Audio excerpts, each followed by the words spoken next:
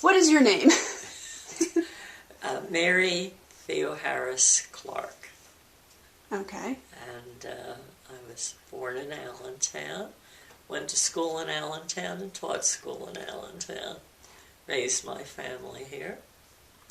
And I was born on Church Street. Mm-hmm. And the house that I was born in, my father had bought, and it was a house, it was a church that had been moved. The First Methodist Church was built in 1810. They moved it, made a double house out of it, and I was born there. And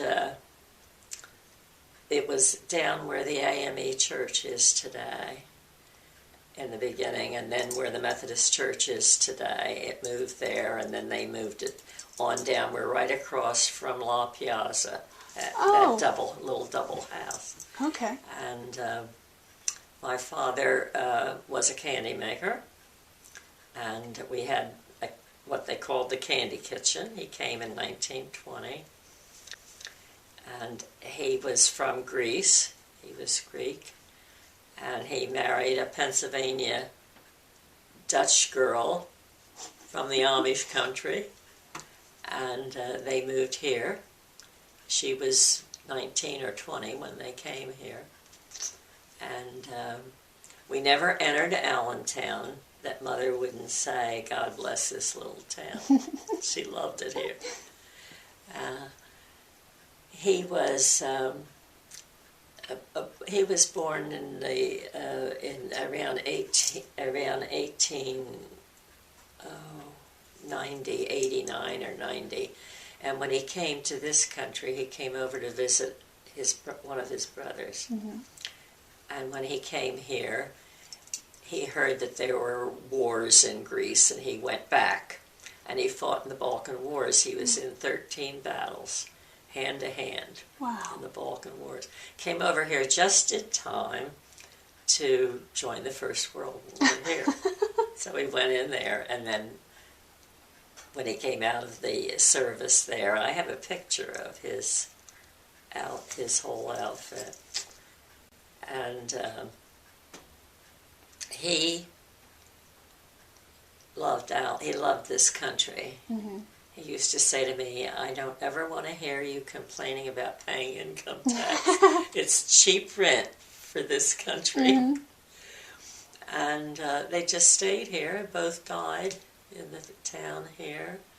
And I have a lot of his candy molds and so forth, which I can show you.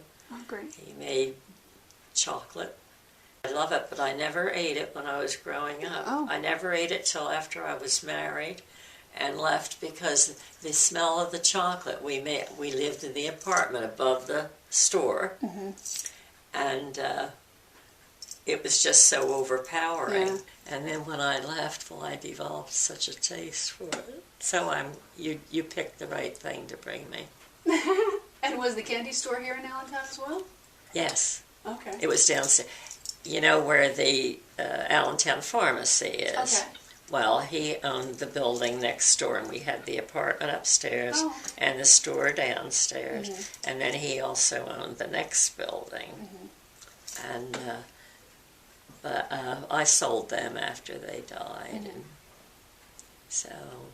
And I moved to another little house on Church Street after I was married, and then we were up about 5 doors from the high school where I raised my family on High Street. Mm-hmm. So I went to school in a little private kindergarten that we had in Allentown, and everybody who was born here went to this little school. It was called Mrs. Corwin's, and it was down by the bridge. The back faced the pond, the mill pond, and we went there until they didn't have kindergarten in school. Mm-hmm. So we went there until first grade. Okay. And in first grade, I've had some wonderful memories of some of the teachers that I had a teacher that I will show you her desk. I bought her desk. Wow. And she taught me in 3rd grade, taught both of my girls, and was teaching when I first started to teach, so we were very close. And she never married. She lived in Ellisdale. You know where Ellisdale is? And I went to visit her after she retired and had lunch with her. And there was this beautiful desk sitting in her living room. And I said to her, "Oh, Elsie," her name was Elsie Smyers. Okay. And I said, "Oh, Elsie, that's such a beautiful desk." And she said, "Well, that's a family piece." She said, "My father was in Andersonville as a prisoner in the Civil War, my grandfather as a prisoner. When he came home, he was in such bad shape because of the poor food and so forth. And we cut down a tree from the farm. They lived on a farm. And he made this desk." Wow. And I said, "It's so beautiful." I said, "If something happens to you, you should sell it to me." And she said, "Well, it'll stay in the family forever." And 2 weeks after she died, the family sold the desk. Oh, so I have the desk. It's carpenter made, but it's a local tree, and he was. Wow. It has a fascinating, and she taught. Now, what I would like to see is somebody in the school do a little research and find out when she started teaching. And I know she went to school here too. And when she retired and so forth. I don't have that down. So, but we went to school in the in a schoolhouse that was down across from the auto body shop on Main Street on North Main. There was a big 3-floored wooden school there. And we went to school there, and Elsie taught the 3rd grade in there, and I went through 7th, wait a minute, 8th grade. They went through 8th, and then I went up to the new school, which is where the boys and girls doors are. So the elementary and middle schools were at this building across from the auto body shop Yes, at the time? but not yes. Okay. Oh, yes, you do consider. We just said through 8th grade. And then we went up to what is now the elementary school. Which was the high school then? Was the high school. Oh, okay. And what did they call each of those buildings at the time? No name, just Allentown, Upper Freehold. Okay.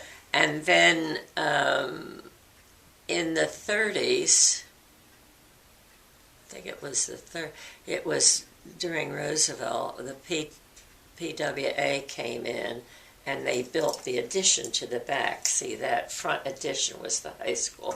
Then they built the rest and made the whole thing the high school. Okay. And then eventually it became the elementary when they built the high school. And that now, I was on the committee that is naming your school. And that would be a fascinating project for one of your students. Absolutely. On the Newell. Absolutely. And he's buried right across from the school there. You can see it from Dr. Fitzpatrick's office. Oh, wow. I'm sure he's in the front. And I'm so pleased because he was very well known, very good friend of Abraham Lincoln's, was in the Senate, and sat in front of Abraham Lincoln when Lincoln was in the Congress, and remained very friendly with him. He was a doctor, and he took care of Abraham Lincoln's son Todd, who died. And he held John Quincy Adams in his arms when he died on the floor of the Senate. Oh. So he's very well known throughout. Really? And then he was governor of New Jersey also. So it's one of the highlights of my life that he's been remembered. That's on great. Something like that. And of course the middle school will be named the Stone Bridge. And I'm thrilled with that because that was the first of a skirmish that was held just right outside of Allentown. Allentown was the center of the Revolutionary War in so many ways because of Trenton, Princeton, and Monmouth. And now, what happened to the school that had been the elementary, the one that was across that was from the body torn shop? down, and now there's a development there, Pondview. Okay. Are you familiar with that? Mm-hmm. And where the big house on the corner is where the school itself was. Yeah. And we had 3 floors. Third floor had the principal's office, and the classrooms were on the first and second. How many kids would have been in a class at that time? Well, I think in the elementary stage there may have been 30. Oh, okay. I mean, they were large groups. Mm-hmm. And we had 2 sections of outhouses. There were one for the girls and one for the boys at a distance, so you weren't close to each other. And they were literally outside? Outside by the playground. And a very nice place to play. We had great playgrounds there. And that was taken down. But, I'd have to look that up. I think it was taken down in the 30s, but I'm not sure. And then the elementary school, and then the high school, then the Bailey building, and then the new high school now. Right. So, and the middle school. I just rode out to see that the other day. Boy, that's interesting. That's it's a big building. Yes. It's a nice building. And of course we have so many sending districts, and we had more when I was growing up. We had Plumstead, and we had Washington Township plus Millstone, and of course Upper Freehold. So it was good. My class, I graduated in 42, and my class was the first to reach 100 of graduates. Oh, wow. And what do you have now? I don't even, I'll have to check on that. Yeah. And I think we were maybe 99, but we were the first to reach that stage. We went to Washington, D.C., our senior years. Had a wonderful time. I don't know whether you want this on or not, but it was heartbreaking to me because Allentown has never been segregated. The families, I grew up with all the black families, friendly, went to school with them, and when we went to Washington, they were not allowed to stay in the hotels with us. And then I can remember crying, and what a difference today. Absolutely. Yeah. And they still go to Washington. The 8th grades go every year. Yeah. So it was, I've seen a lot of change. Yeah. What would you say has been the biggest change for the town? For the town? Yeah. Not much. Really? We're 0.8 of a square mile, so we have no room to expand, which has been good. And the traffic's bad, but the families, in this little development here where I am, this was a potato field as I was growing up. And then in the 40s, as the men returned from service, they wanted to move in the area. So the township sold this farm to the town and built these houses in the 40s. This one was built in 49, I think. And the town thought it was really going to pot because new people. But the people that bought here have been here for so many generations now. And the the interesting part to me is that 2 or 3 of the families, I had the children in school, and the parents have died, some of them, but the children are buying and coming back, which is so fascinating to me. They really have their roots here in town.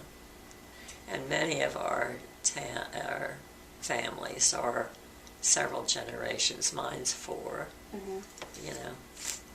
And it definitely seems to have that in a way that other places don't. You know, yes. it has that family feel to it. And of course, we're very close to the township. And the township, when I was growing up, there were 4 hardware stores in town. Oh. Because the farmers came to town. We had an American store, which was the forerunner to the Acme. Oh, okay. And that was down in the center of town. The farmers used to bring the families in Saturday nights, and the women would go to the grocery store, and the men would go to the hardware stores, sit around the stove. They always had pot-bellied stoves, and they'd sit around and talk. The women would finish shopping, and then they would come in the candy kitchen, and my mother's kitchen was behind the store.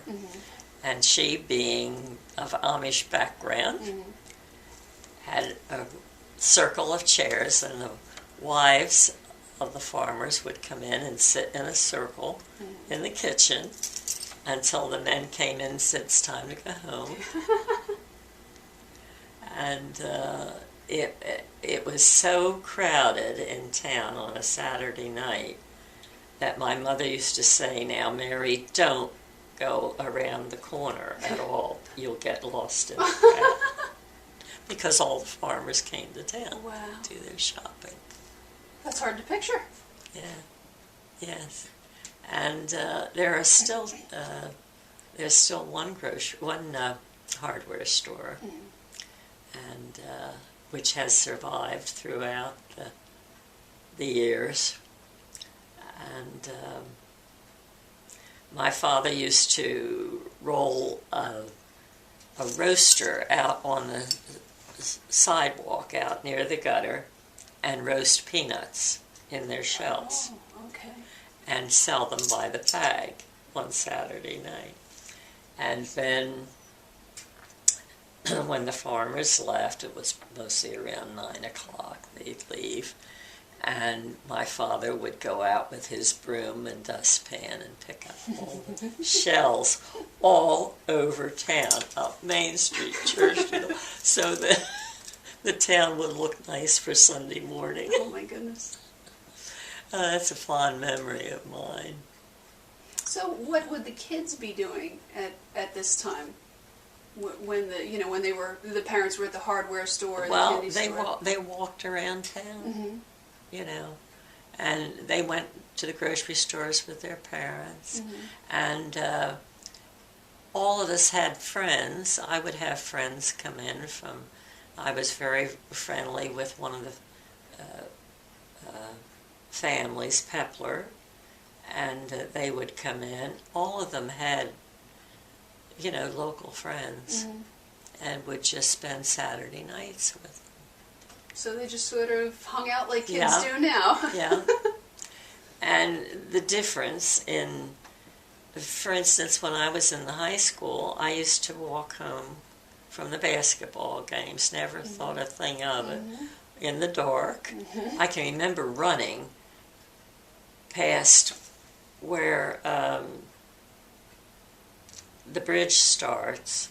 Right before that was a blacksmith shop. Oh. And it was closed at night, of course, and the pond was to the back of it, and you could hear the echo of your feet, and I can remember running as fast as I could to get on the bridge past that. But our parents never worried about us. Right. Honestly, would come home.